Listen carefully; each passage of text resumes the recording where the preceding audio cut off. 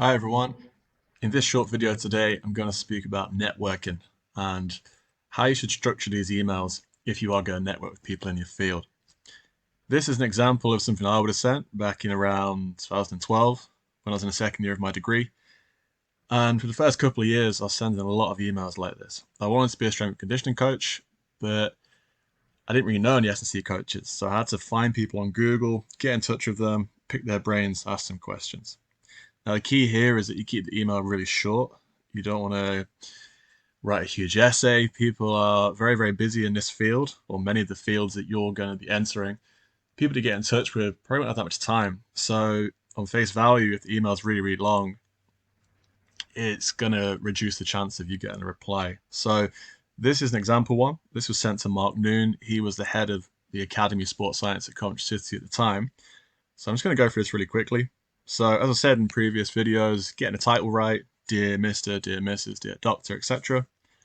Be very brief at the start. Just say who you are, give that context. So say your name, say the year you're in and the course you're doing, where it is. Here, be very, very brief about what you're interested in. Don't write a huge essay about what it is that you like. So for me, I want to be an S&C coach. I've written that very, very briefly, and I've quickly sold the fact that I've been working within sport, albeit at a recreational level, but this is what I've been doing basically for the last 18 months. Show that you're interested. So here, I'm very keen to do X, Y, and Z. I'm very keen to learn more about this or that, and just say you've got some questions. So I had a couple of questions. Hope you don't mind answering these. I know you're really busy. Just write something like that. So the first one, I would always ask this sort of question. As much as I might say in my videos how to get into a certain position, everyone's got a slightly different story. Hence why pretty much every email I sent, this was the first question in my mind. How did you get your job? What did you do to get into that position? Now, the answers could be very similar each time, but now and again, you'll get a slightly different angle when you think to yourself, well, that's a good idea. Maybe I should try doing what that person did. This one's a bit more invasive, the cons section, but I always wanted to know what are the good parts of working in this job? That bit's sold all the time. But what are the cons? Some people are a bit more guarded about that.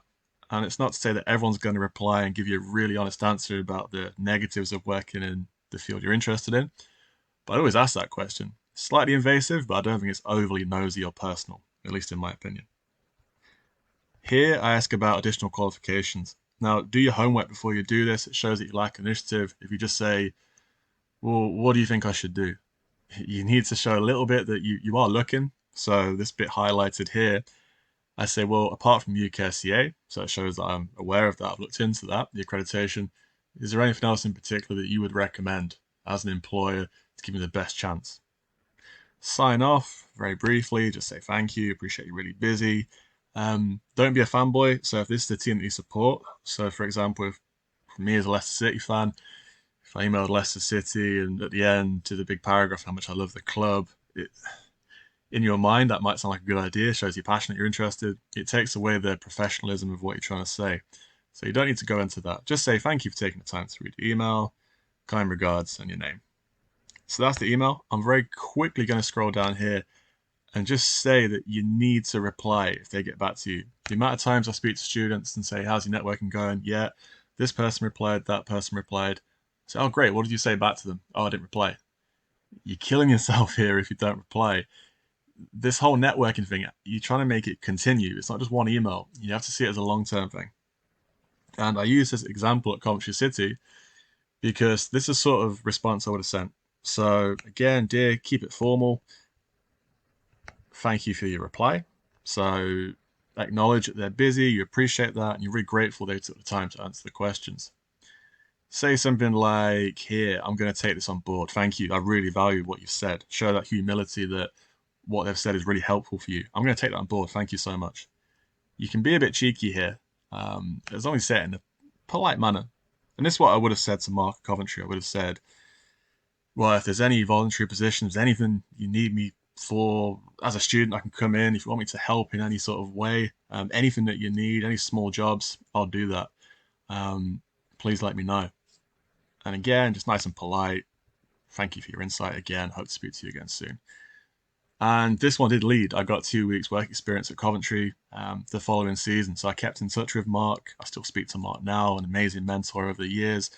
Um, but if I didn't reply to Mark in that first email, that wouldn't have happened. So get the first email right. I'll just scroll back up to that really quickly. Pause that, have a look at that if you want. I have a template for both of these emails, so if you want a copy of that, let me know.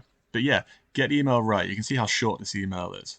Keep it nice and brief, nice and concise, and always, always reply. Okay, I want to keep that really, really short. Like I say, I've got a template, Sports Science Hacks on Instagram. Get in touch and I can send that over to you. Okay, thanks for listening, and I'll speak to you again soon.